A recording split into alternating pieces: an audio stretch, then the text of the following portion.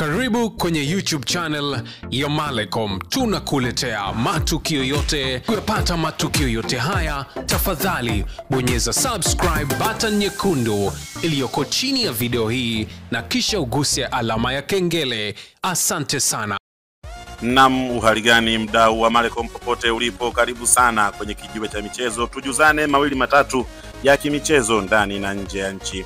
Kama ilivyo utamaduni wetu wa kiungwana kabisa, kama wewe ni mdau kindakindaki wa michezo, hususan mpira huu wa miguu, basi bofya alama ya dole gumba chini ya video hii kama ishara ya kusapoti mpira wetu uzidi kusonga mbele. Maoni yako pia ni ya muhimu sana. Tuambie unatufuatilia ukiwa maeneo gani, na utuambie nini maoni yako juu ya hichi ambacho tumekuletea katika dawati letu la michezo. Habari kubwa ambayo tunayo hivi sasa inatokana na mechi ambayo imepigwa huko jijini Mbeya, ambapo imewakutanisha Young Africans dhidi ya Prisons, ambapo tunaona Yanga wameibuka na ushindi mnono wa magoli 5-0, magoli yakifungwa na Mudathir Yahya dakika 32, huku Chama piga msumari wa pili dakika ya 35, Pacome akaweka goli la tatu dakika 58, Mwenda dakika 62, na Pacome pia akarudia na kufunga goli la pili kwa upande wake na goli la tano kwa upande wa Yanga dakika ya 77. Hapa na kuletea kile ambacho Ali Kamwe amekisema kupitia ukurasa wake wa Instagram. Cha kwanza aliposti picha ya ushindi ya magoli 5 na akisema 5 tena, huku akiweka emoji ya viganja kuonesha kwamba wao wamezoea ushindi wa design hiyo.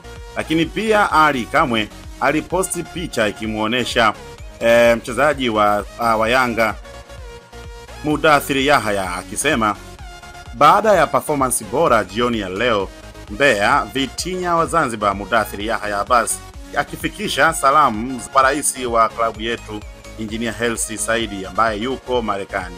Hii ndo tofauti ya klabu yetu na klabu yao, kiongozi wetu na viongozi wa timu nyingine. President Hersi Said hayuko Mbeya, lakini yuko kwenye mioyo ya wachezaji wetu. Yanga ni zaidi ya timu ya mpira wa miguu. Yanga ni familia. Hiyo video inamuonesha Mudathir Yahya akipiga video call kwa Engineer Hersi kuzungumza naye, kumpa kile ambacho kimejiri. Nini maoni yako juu ya hichi ambacho Ali Kamwe amekisema? Na pia ameongezea na kusema, na bado tarehe 25 tutawashindilia zaidi ya hizi, maana 5 mmezizoea, sasa tunaongeza dozi. Je, dozi hiyo itakuwa ni goli ngapi?